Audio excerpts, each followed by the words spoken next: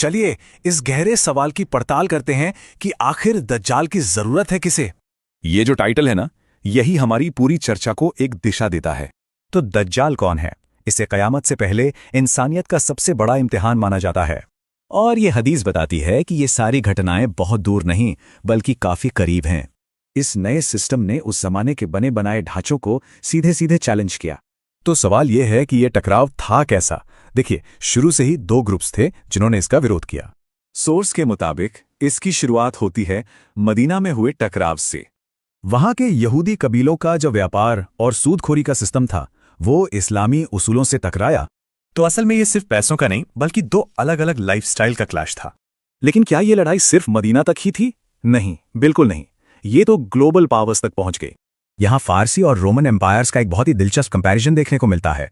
जैसे कि फारसी बादशाहत, जहां बराबरी की बात करना उनके सिस्टम के लिए ही एक बड़ा खतरा था। और कुछ ऐसा ही हाल रोमन एम्पायर का था।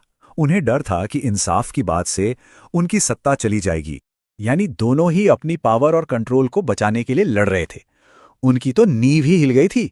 तो इन सारी टकरावों के पीछे का असल मैसेज क्या है? इनको जोड़ता क्या है?